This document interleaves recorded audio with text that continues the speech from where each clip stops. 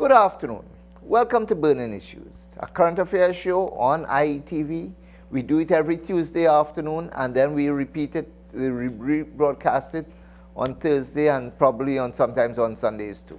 But we deal with the current affairs, the current issues that are really impacting upon people's lives in Trinidad and Tobago. And today, March the 8th, 2022, what are the burning issues? Well, thankfully, or at least we have to ask the question, and we'll probably discuss this a little bit later, are we done with COVID? Well, we know that we have reopened as much as we can thus far. The bars are still complaining and the restaurants are still complaining. But apart from the bars and the restaurants, who are down to 75%, we more or less have opened back up everything. So the question is, are we done with COVID? Mind you, on Friday last, when the Prime Minister spoke in the Parliament, and he said, well, all right, fine. We're now going to go back to that state where, except for people in public transport, people in private vehicles do not have to wear masks. Well, again, we have a clarification there. Is it people in private vehicles or people in private vehicles with their families? And that's a concern for the police. You see, Trinidad is the land of bacchanal. And we always have to find some bacchanal and some confusion. So when the Prime Minister said, no wearing of masks or families, then the police jumped up and said, but wait a minute now.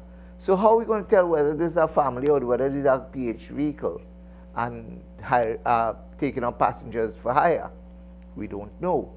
We also had the issue with the Chief Justice and the judiciary, sorry, not the Chief Justice, the judiciary, who, even though the Prime Minister said the public service is going to be opened up, the judiciary said that's not a directive to them. That's a directive for the executive arm of the government, not the judicial arm of the government. And if that's not a directive to them, well then the Chief Justice and the judiciary are determining where they go with that. But that's a whole different issue. Of course, they attempted yesterday to clarify, well, no, we just simply wanted to say, because it came out as a rebuke to the Prime Minister's statement. We open up the public service, and then the judiciary say, public officers working in the judiciary, wait until we tell you what to do. Ignore the Prime Minister's statement. And of course, we had the issue with the daycare centers. Because until Saturday, the Minister of Health was insisting daycare is not going to be opened, even though all public servants were supposed to report to work on Monday. And then late on Sunday evening, here comes a notice. So daycares can now open. But did anybody tell the daycares before that you all clean up your premises and get your people in? Of course, I know some people, even some people here with me in the studio might tell me, but we're talking about daycares were open all the time. That's a whole different issue. We're going with the law. And the law said daycares were not open. And on Sunday night, you tell people, open daycares on Monday so that parents could leave their children there, and parents have made no confirmations that their child will be at daycare and so on. So those are issues that we have to deal with. And we're going to talk a little bit more about that. Then too comes the decommissioning of the Point Fortin Hospital, and we have the Arima Hospital is next listed to be decommissioned as COVID facilities. So we need to find out what is going to happen with CUVA. But that's another issue that we're going to talk about later on as we get into the show. So COVID is still here, or at least we would hope that COVID would have gone away by now, but it still is here, and we still have to deal with, because we still have to wear masks when we are in public, and we still have public gatherings limited to 25 people. I'm not sure about this 25 people, because what's a public gathering? And I need somebody to clarify this, because funerals could have any amount of people by the graveside. That is a public gathering. That's not a public gathering. Well, All right. So I need clarification. I need people to help me with some of these things. And I need to explain or to get explained today the difference between a pandemic and an endemic, especially when we were following the science and we are following WHO guidelines to the letter. And until today, I have not heard that WHO said we have moved away from being a pandemic. So I need to find out that too today. So we are talking about all of those issues, but those are COVID-related issues. But COVID is not the only thing on the scene. We have various other issues on the scene. So the accident or incident at Paria Fuel Trading Company, that is still an issue. Of course, yesterday we had two completely, well, press releases that contradicted each other, and we don't know the truth. So we still need to find out what is the truth, and hopefully the investigation team will tell us what is the truth. But of course, the contractor is taken in front too, because they have decided to hire their own persons and do their own repeat autopsies and so on. So that's going to become a legal battle in the courts. We'll wait and see how that plays out at some point in time. So there's that Paria issue. And then there's crime. There's the whole issue about education, because come April, at the end of the Easter vacation, schools, all children. So I don't want to say if you was closing your school, your fridge door or whatever, but all children are supposed to go to school come no. April. Come April. Mind you, the University of the West Indies has said we will reopen for students full-time in September. Not now. Good. Just thought I'd say that. So all children, so we take children as being 18 years and under, are supposed to go back to school come the end of the Easter vacation in April. So that's another issue. But those are our local issues that will directly impact upon us. But there are some international issues that are also directly going to impact upon us more directly than some of those local issues. So for instance, that war that is happening between Russia and the Ukraine. And although NATO has said they are not yet going to intervene, I think they are edging towards that point where we could end up with full-blown war in Europe. But even if we don't get there, what has Russia said? They're going to turn off all the gas that they supply to Germany. And because they could turn off all the gas that they supply to Germany, that will see a significant rise in the price of gas. In fact, the president of Russia has gone ahead and said it could reach $300 a barrel. Remember, right now it's only about $107, $110 a barrel. But the president of Russia said it could reach $300 a barrel. In the United States, gas at the pump, where people buy gas to put into their vehicles, the price ranges from $5 a gallon now to $7 a gallon. 5 US to 7 US. That's $35 TT to $49 TT for a gallon. Now bear in mind that a gallon of gas is just 4 liters, right? So we are paying $5 a liter for super at this point in time. So that's $20 a gallon. Let's just put in rounding off the figures, $20 a gallon. Compare that to a $50 a gallon. Mind you, we import our gas. So we have to pay, when I say we, the government of Trinidad and Tobago, Paria, have to pay the market prices for the gas outside there. They may have to sell it at the price that the control price that the government has given us. So where we are paying $20, question is who's making up that big excess? $35 being the cheapest price in the US, and $50 being the highest price, who's making up that excess? We're going to talk about the economics in a few minutes. And then, not only that, we've been told that one of our major staples, flour, is going to go up, because National Flour Mills have said that in the last 2 weeks, the price of wheat on the international market has gone up by 50% in 2 weeks' time. So I don't know if the price of flour is now what, $20 a pack? £5 pack? Yeah. Yeah.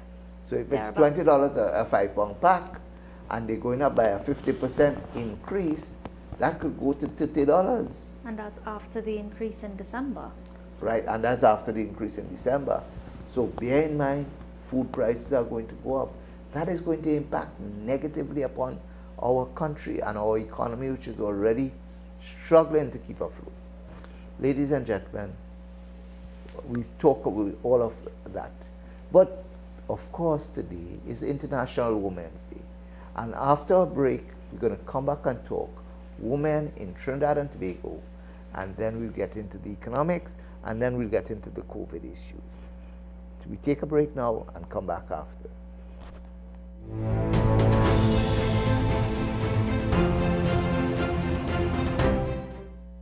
Have you heard of the Beautylicious Caravan? Come partner with us at IETV. We are looking for the professionals in TNT. Are you a makeup artist, hairstylist, nail tech, a barber, or a person who sells all the professional products? We are here to share your knowledge, your skills, and do demos with you. Come on, partner on with us at IETV. Contact me at 756-1764 or annie.ramsamuj@gmail.com. See you soon at your location.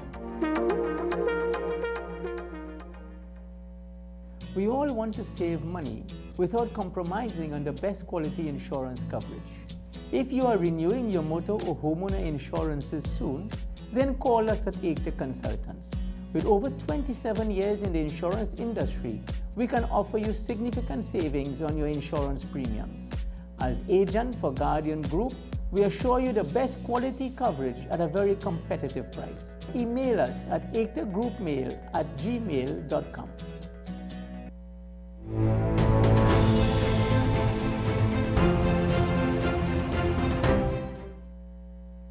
Welcome back to Burning Issues. And as I said before, today is International Women's Day, and the lone woman on our panel, Dr. Rebecca Gokul, Yes. will lead us on in this discussion on women in Trinidad and Tobago, and how do we, are women empowered in Trinidad and Tobago? Okay. So good afternoon to the public of Trinidad and Tobago and to the wider world. I want to say Happy International Women's Day to all of the women everywhere. And I want to reflect a little bit on the theme gender equality today for a better tomorrow, with the catchphrase breaking the bias, and that has been highlighted by the international body, breaking the bias. So going back to your question, Dr. Raghunath, is women or are women in Trinidad and Tobago empowered? And my simple answer to that is yes. While there may be pockets of disadvantage emanating from economic or social reasons, I would say in general that the systems that we have, the education, the health, the environment, the institutional, is generally facilitative of gender, of an adequate representation of women. That's not saying that there aren't pockets. That's not saying that there are some issues that disproportionately impact on women, like crime, like access to certain types of financing, for example, like what happens in the context of a household. But in general, I would say that women are empowered. So that's the general statement. In Trinidad, albeit there are societies around the world where there is legal and institutionally built in disparities in gender. In Trinidad, I would say for the most part that we are empowered. Yes. Okay. Now, statistically, I mean, again from the University of the West Indies position, approximately two-thirds of the student body at UWI are women. Are women. Yes. So that's two women to every one man at the university as students. And even the faculty which were previously dominated by men, medicine, engineering, law, and so on. Yeah. Like in my days when I did medicine, there were 5 or 6 women and 25 men. But now it's 80% women, more or less, and the rest. And that ratio men. is even worse in faculties like humanities and some types of the behavioral sciences, where you find probably less than 20% of the students being males. But then it goes back to the term, and I'm happy that the organization, the international organization, reflected on the term gender, because over the last couple of years, as an academic and as someone who participates in civil society, you really see that there is, yes, a representation of women, and yes, we have the ongoing social issues and social challenges for women, but you do find an underrepresentation of certain of men, especially in some of those same areas. You find an underrepresentation of young men doing well at the SEA level, and that has come up in various conversations, and it trickles through the system. So I'm happy that the term gender has been used, and as a I'm not going to say I'm an outright feminist in the sense that it's pro women all the time. What I'm advocating for at all times is an equal or an equitable representation of gender. But is it really that we need representation, or we need that they have equal access to be able to? Because there are some areas that you may find there are more men because less women apply for it. Other areas there are more women because less men apply. But not that they are being discriminated against, but because of other reasons, their own XX gene that make them feel that's not for me. Right. But should they wish, the access is there. Agreed. You know. But do you see any areas in Trinidad where women are openly discriminated against to be able to get certain jobs or access to some facility? In my limited experience, I don't see it, but I suppose you can possibly reflect on whether or not cases exist locally for things such as access to loans. So one of the things that we've been reading about, and it's something that the TNT economy has faced in the last 2 years, and that is the closure and the shutting of many small businesses because of the pandemic and everything else.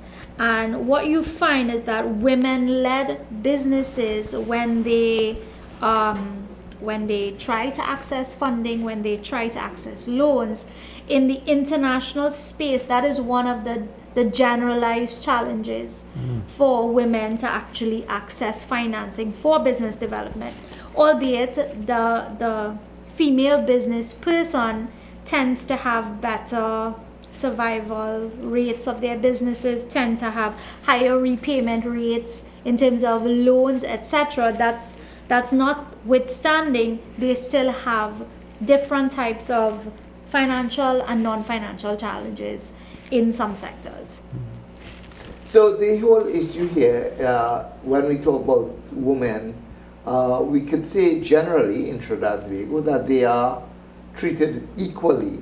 Fairly and equally within the context of how we do, well, their access to education, to business and so on. And in fact, to be honest with you, in many instances, women have taken leadership roles in manufacturing, In services. services, Yeah. and in education, teaching. So again, you raise see the a question. bias, yeah. You raise the question about men not applying, and in fact, in primary schools, I know to a large extent, It's you are now overwhelmed with women, Teachers, and yeah. sometimes we ask the question whether young boys have that male role modeling. role models Yeah.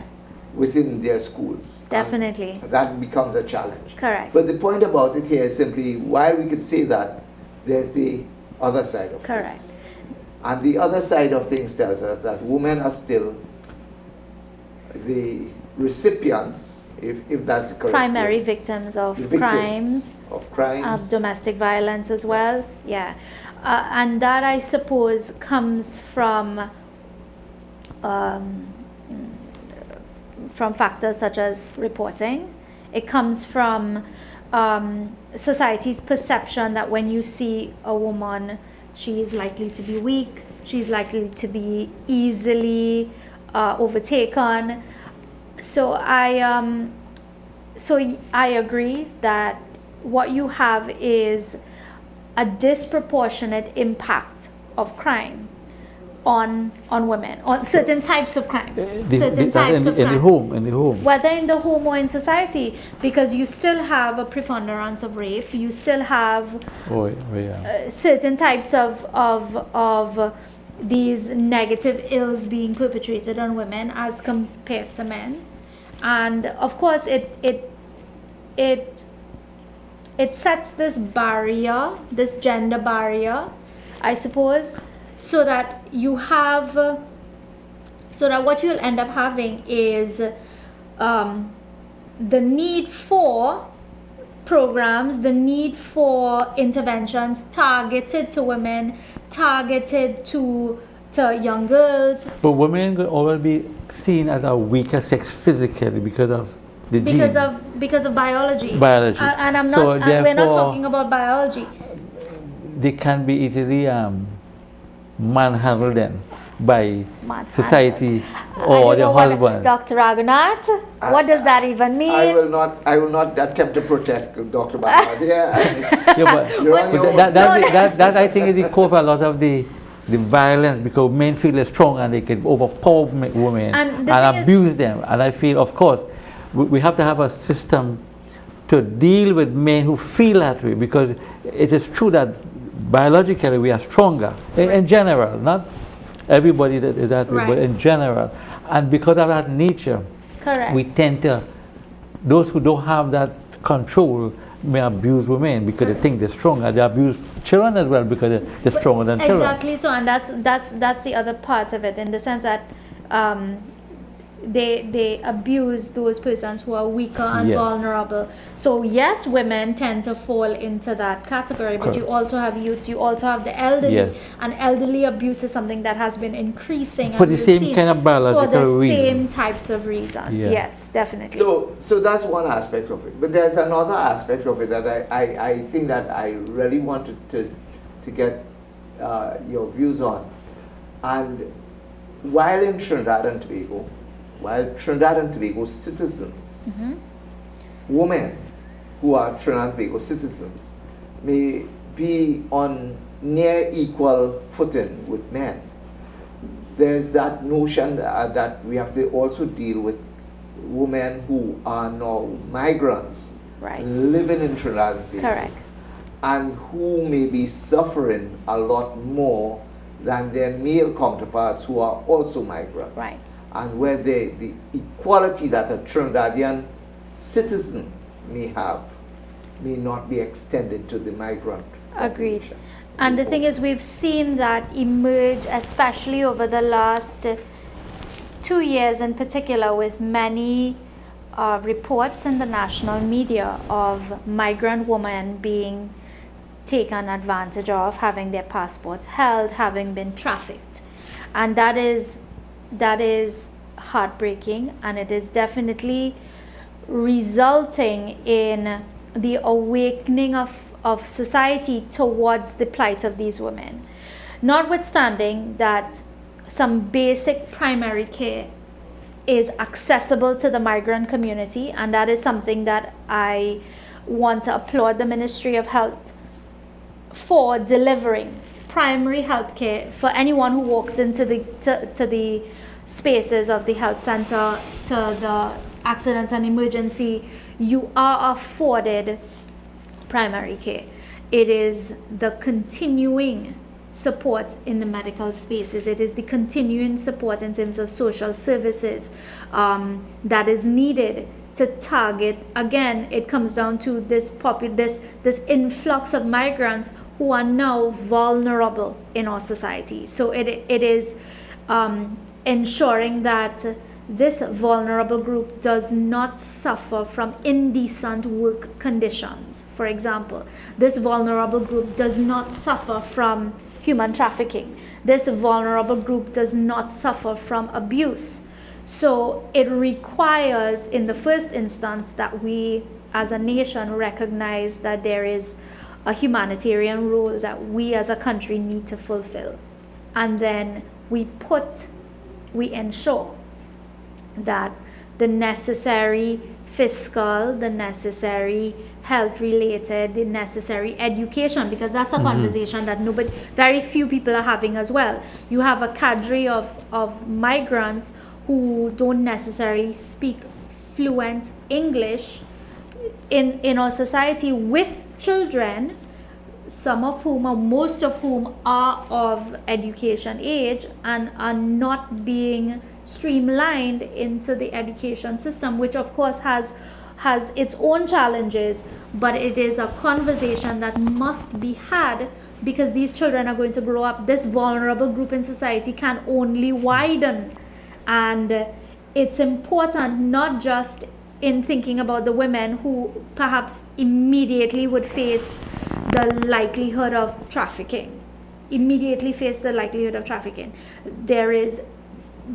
You have young boys, young girls, elderly who are vulnerable. So I want to encourage us to think about vulnerable groups and not hone in necessarily on a gender, but really recognize that this entire group needs support and assistance. I just want to, it's okay, to bring back home what there's an issue in terms of rights and privileges that Right. women may not, I'm not sure if they enjoy it fully in Trinidad context. Let's take, for instance, the rights in the home, property rights. Right. Are women given the same rights as their male say your parents may die and you have a couple of girls and Legally. but when they do, yeah. legally they do, Yes. but in terms of handing over, it's still happening in Trinidad. But then that's the- socialized, the- like the difference in terms right. of social So and you may find cultural. a lot of Hindus may still prefer to give their male extra. And in the same way, even in the cultural setting, like in becoming priests and whatnot, we have sprinklings of women, but I'm not sure if the society has, even recently, the monarchy only said the firstborn son would get the throne, then pass on to the woman. It's only recently it has changed. So in Trinidad, those rights are still not, even legally, that may be so. Legally in England, that wasn't so for the monarchy. It's the firstborn son.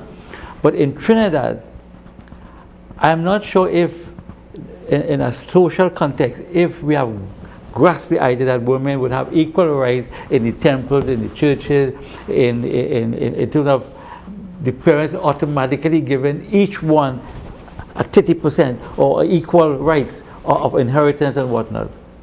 There may be still issues are still in favor of the male getting an extra, whatever it may be. Well, that is It comes down to culture, That's yeah. a cultural issue. Yeah, but still, it has to do with women's rights. Right, yes. They have equal, they have the same everything. Yes. You are watching Burning Issues this afternoon, and we're going to continue this conversation. Well, we shift topics a little bit when we come back after the short break.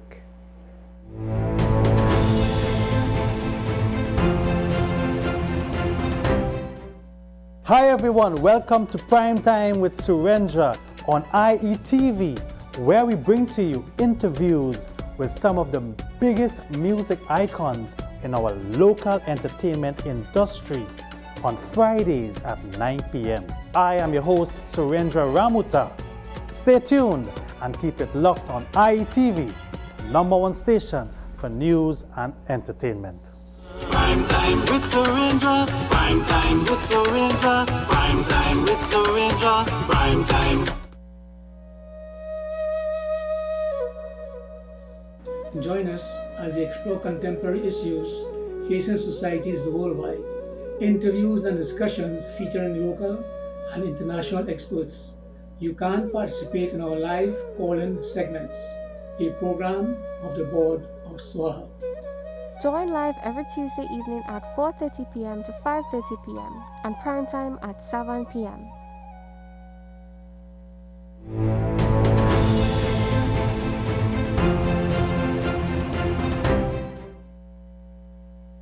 Welcome back to Burning Issues. We were talking women, and women literally were the ones who have taken control in majority of instances in our societies of the household budgets and so forth.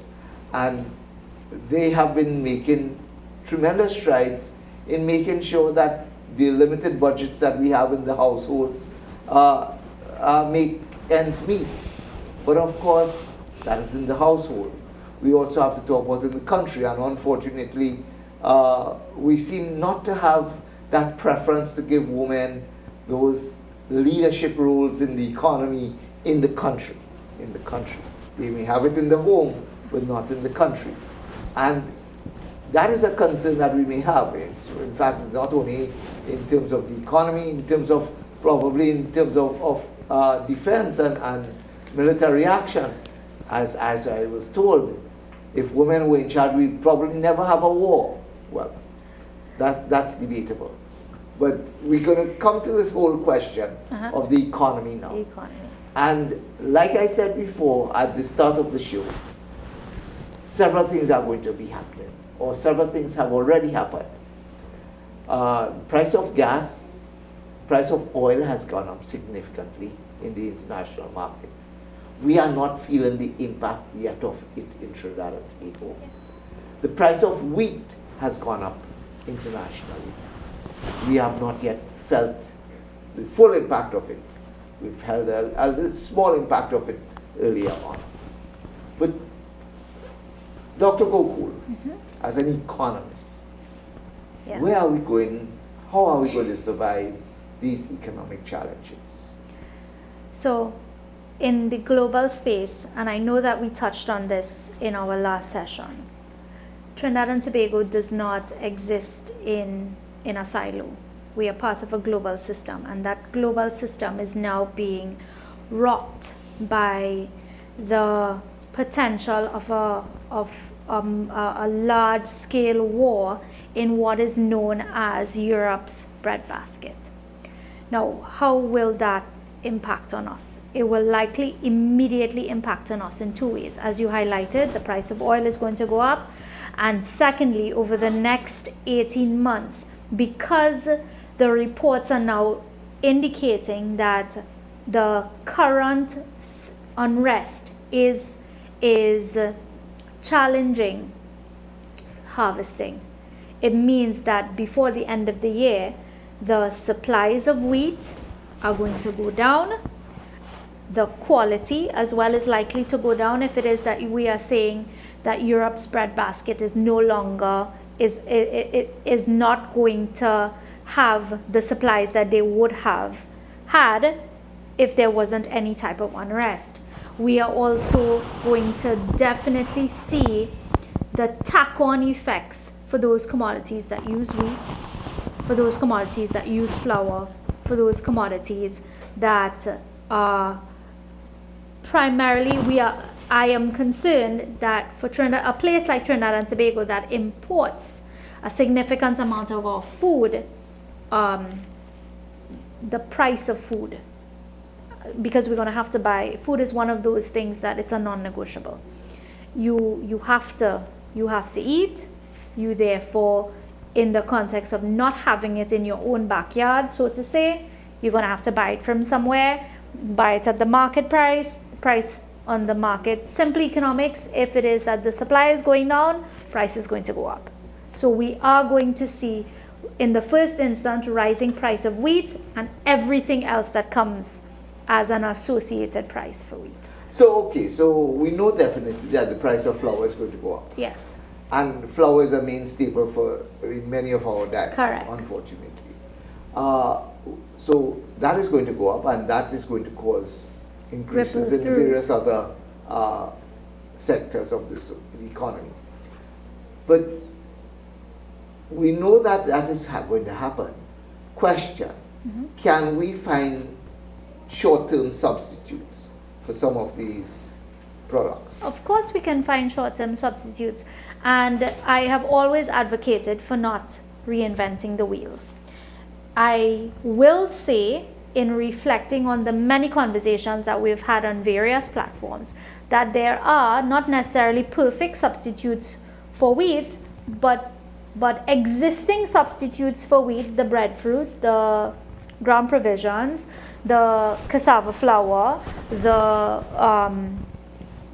host of other starches that can function in our daily diet to be able to provide superior nutrients, according to some of the experts, in a way that can redound to our benefit as an economy. Are we doing those things now? Are we doing it? I know that there are companies that are doing cassava flour. I mean, is the country at large trying to improve local production as we speak? Well, it's an ongoing conversation. We have always been trying, and there's always been communication from the Ministry of Agriculture. Are we seeing the local production increasing in Trinidad? Of some things, yes. Of some types of vegetables, there has been challenges. No, I'm not saying that there hasn't been challenges, but we have been hearing and we have been seeing some actions towards getting our local farmers much more involved. Whether it is up to standard, whether it is equivalent to what is actually needed in the context of what we're dealing with, that's a different conversation. We're taking too long as a society, as a nation, to really grapple with local food production, as you mentioned last week, food security. We have to start the process now, because something will take at least a couple of months. Are we waiting for a couple of months or 3 months down the road then to realize there's no food to buy? And then who would suffer? The rich would somehow or the other get something for $10, even if it was $1. But the poor who have no money, what are they going to do? It's going to breed much more inequity in this society, where we already have inequity. And I feel compounded by COVID, because we're coming out of a situation where food security we're going to have rising unemployment. We're going to have people who just, even though they're unemployed, they have nowhere to get any money. So what are they going to do to survive? And the prices of food are going to be so high that only the rich may buy it. And the poor, what would they do? I'm not saying they would turn to crime, but are they going to starve to death? We as a society, as a nation, we have to get these government ministers to start on their feet now to be able to address the food security problem in Trinidad. I'm not seeing it. A little thing open here and a little thing, those sporadic things have no value. But we need to get a $6 billion bill right down to, I'm not saying to zero, but it has to be like how the Ministry of Health try to help with the COVID case, from hundreds to now a manageable area of a couple of hundred. To me, I think the Ministry of Health is doing a far better job than all the other ministries, because they're not picking up the slack of the COVID clues. I mean, agriculture is a big thing, and yet I'm not seeing Ram Bharat. What is he doing really to kind of energize people to get into agriculture in a holistic way, to decrease the food bill to 50 to 20% or $2 billion or whatever it may be? I'm not seeing it. Maybe you all are seeing it, but I am not seeing it.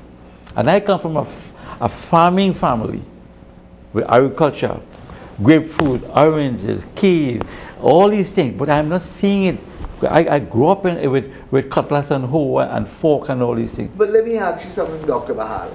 When you say that, if I'm to ask you how many members of your family are still within the context of agriculture, what would your response be? I probably would say 0.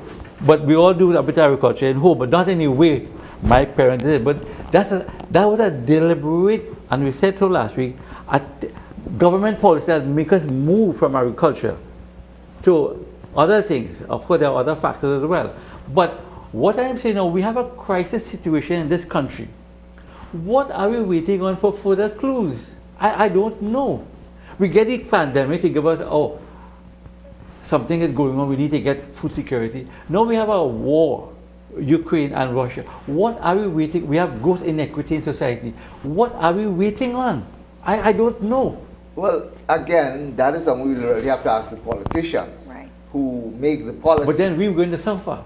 We are going to suffer, and not me and you so much. You have a good job, even though you're not working in UWI at the moment, it's online classes. We will. Yeah, okay. Yes, we a lot of public sector don't even want to go back to work. They feel that they can stay up and do online still. I wish we give a chance with the judiciary to the topmost system in the country, and we'll come to that in the next session. We're not preparing ourselves for this problem that we're having in the world. And the thing about it, our leaders have to make policy to say, look, all citizens of this country plant one cucumber. Or do something. Let me help each other out. Yeah, let's do correct cucumber. I have in my yard barbadine, I have mangoes, I have oranges, baigan, lots of things, but not plenty, two trees. So I am doing my part in some way. It's not enough, but the country at large have to make this country not dependent on foreign food, because after air, water, we have to get food, and we're going to starve to death. So the whole issue here, as we put it in the context, is simply that we are going to be facing a food crisis in the not too distant future. Now that food crisis will not come necessarily simply because of this war that is happening in Russia and Ukraine, because the first thing people will say, well, we don't really import our wheat from Russia or Ukraine, we import from the United States. But the point about it is simply the exports, with the drying up of some supplies from in Europe, from Russia and Ukraine and so forth, will impact upon prices that the US will then sell. And that is where we are going to be facing the backlash. And we are going to have to deal with that.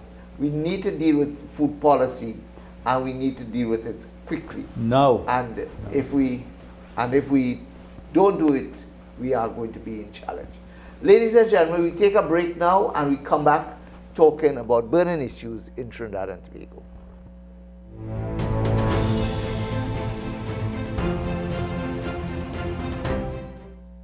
Every day, normal people like you and I have questions about the law, and a desire to understand simply that which binds us, guides our conduct and our journey throughout our lives. From as simple as buying a soft drink, for you the consumer there are laws, and for the business person there are also company laws. Therefore, as aptly named, you are the law represents you. I am Umesh Prasad, criminal law defense attorney, and I invite you to tune in every week. The mission is simplifying the law, and the purpose is providing education on the relationship between you and the law and on your legal rights.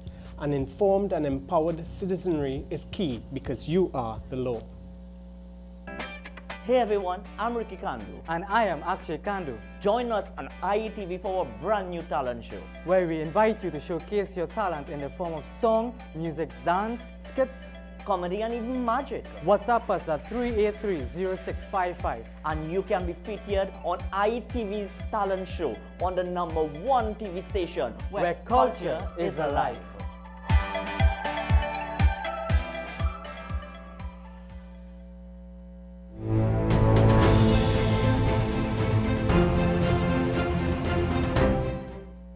Welcome back to Burning Issues.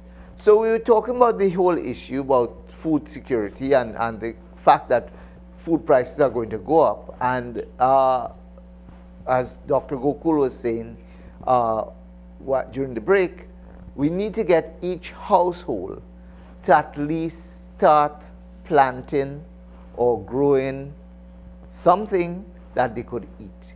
It may not be sufficient to last them a week, but at least they could get something to eat. And they have to start at some point in time. This is a challenge that we really want to put out to you. The Shaw Foundation, if I may use that, has been donating seedlings to 25 seedlings per 25 to 30 seedlings 25 per package. Per package. Yes. And they're trying to get people to start planting. We need to make sure that we get people getting in the process of planting something, whether it be one pigeon peas plant, Correct. whether it be one corn plant, Correct. whatever, but you plant something, because at least you get something to eat at the end of the day from that plant. Yeah. And that is where we need to go. But of course, before we even get there, I mean, we should have done this, especially in early 2020, when COVID hit us, when we knew for a fact that we were going to go under some lockdowns and whatever else, and we should have been starting that process. Particularly so since many people became unemployed for whatever reason, whether their business places went under, whatever the reason, we should have started then. We didn't. We cannot wait forever. We have to start now. But that brings me back to the whole issue of COVID. And I want to start with Dr. Bahal telling me, the Prime Minister said we are in an endemic stage, no longer pandemic. What exactly does that mean? And how does that impact upon us opening back up everything? Well, in the case of the pandemic, there's always a large amount of people, just a matter of number, a large number of people who continue to get infection and it's spreading across the world, China being one of them. In the case of when the majority of cases have subsided, but we still have infection lurking around, the exact number may differ, whether it be 100 per day or 10 per day, or like in the case of TB, just a couple, it becomes an endemic. It's always in society. Somewhere somebody have it, and that's fine. But is it also a case of reporting, or? Well, no, well, I mean, if you, of course, by reporting, you're going to know how much it is, but the exact number for each disease will be different. TB might just be a couple of cases. The majority of cases that we have increasing and fluctuating over time across the world would give the name a pandemic. But once it subsides to a manageable level, where we could control now what we do by doing certain things in the healthcare system, it would be an endemic. The exact number would vary from different diseases. Now, that is a name for now. Endemic. But the reality is that we have reached a point in our country where we have to start to move forward in a very aggressive and positive manner. And nobody should be left behind. Remember, already in the society, we had problems before COVID. 2 years ago and more, there were problems in the criminal justice system, problems in the judiciary, problems in the school system with school violence. We had problems in food, in water, all these different things. And during the COVID, I mean, we have said before that it was an opportunity then to rethink how we handle business as a society, where we don't have to interact all the time.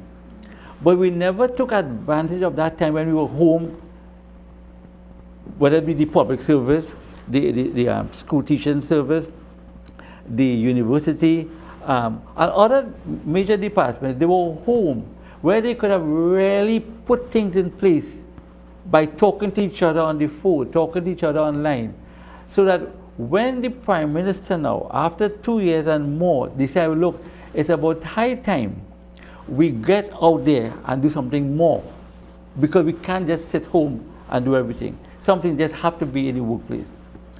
I think everybody should have grabbed at the opportunity. Look, we have the safe zone, people clamoring, look, open up here and open up there. Now you as a taxi driver, get the opportunity to have 100%. You don't have to have 100% in your car each time. You could say, my car tickets, that you can make your own rules and regulations within the confines of the 100%. So you could say, look, for my car, in other words, we have to decide how we move forward in this new time when we are living with the virus, and let me just say in this endemic state, where we know it's going to always be here. And we can still expect surges. So we have to prepare, put our systems together. What as a judiciary, what do we want for our own area? We don't have to get the Prime Minister to come in your place now to say, look, make sure you have your quota with 5 people and 10 people, and you have whatever it may be within the framework of what is allowed. So when I hear the public service saying we want more time to go in daycare center, or what people have to go in daycare center, I get irritable, because you had all this time, 2 years, to be sitting at home and planning your business. Why you want to wait for now? In fact, look at the Ministry of Health and all doctors and other allied staff with health. They are working every day. So where are the children? In daycare centers? Where are they? And they have to perform their duty with the same salary that they were getting pre-COVID, during COVID. I don't think anyone get any extra incentive. In fact, they were more traumatized, and they still have to continue to work with their children at home, sometimes away from their family for 2-3 days at a time. So when I hear public servants saying they want more time, and then the Prime Minister or the Minister of Health has to give in and say, look, we open up daycare centers, and only to hear now daycare centers say they're not quite ready. You could have told them before. Those are all hogwash. You tell me in this country, you had 2 years of being home. You couldn't plan yourself that at the moment of notice, look, we want you back out there. You can't just take up your car and just start and go there. I don't think that it takes much to say, because remember, you're getting a salary. But Dr. Bahal, all that you've said there brings us back to the point we were just making. When 2 years ago we knew that we were going to have food crises and lockdowns and everything else, and we never planted a tomato plant. Well, this is look these reports here, right?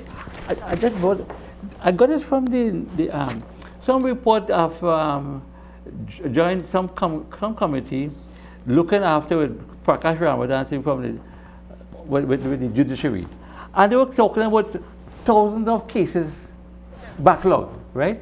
And a lot of them deal with the over 61%, 2,200 of the patients were in remand yard. They still awaiting trial. Now that before COVID. This has gone up further. So therefore, we have to look, our clientele are poor people, all types of people in the judiciary. So therefore, what was happening to them during this time in terms of the backlog and dealing with the ongoing cases? So even though the Prime Minister didn't say, look, but having said so, what were you doing as an administrative body in the judiciary to kind of look at that backlog, which is a report in 2016, I think. And then the new backlog because of the COVID case. What are you doing about it? Look, the back and forth, and I'm talking about the judiciary because that is the highest forum in the land to set the example, to show me how you run things. I look at the judiciary and the university as top areas where we can look forward to for their example. So when they go so, I say I could jump too. So look, the discussion between the Chief Justice and Judge Gobin and Justice C. Prasad, I mean, why do we have this backlog you should commend people who want to come out to work and encourage others, but deal with them in a cordial way to be able to make sure the society benefits. Because remember, you know who will suffer here when these cases are not heard? You know who don't get? It's the poor people. The majority of people in this judicial system who cases are in the backlog are very poor people who maybe a little marijuana joint, maybe they cuss their neighbor, maybe they do this or do that. I don't know the facts. But the point I'm making here, we have to be able, in this time, where we kind of getting back to create your own system to ensure that you live within certain, what you feel relevant for the public health. Don't let the Prime Minister tell you everything, wear masks, don't wear masks, and this. You have to, within that framework, look after your own needs. Personal responsibility. Personal responsibility. So we've reached the point where we now have personal responsibility as relates to the opening up of the economy and everything else. And even the organization do have to have their own organizational infrastructure. In fact, I have here this paper here from an organization where they say a comprehensive approach to management of endemic COVID-19 has 4 interwoven imperatives. And the first one is trying to deal what are your objectives in this new normal. What infrastructure you want, what kind of human resources you want, what kind of material resources you want. Because remember, we have limited resources. It's COVID. We don't have no money. So you have to use what you have. Why? We want to deliver care to the patient. We want to deliver care to those who come in to the court for attention. We want to deliver care to the school children. We want to deliver care to whatever clientele you have. We want to deliver that. So you have to create that. That is imperative number 1. Now, the other 3, of course, you could do anything and get away.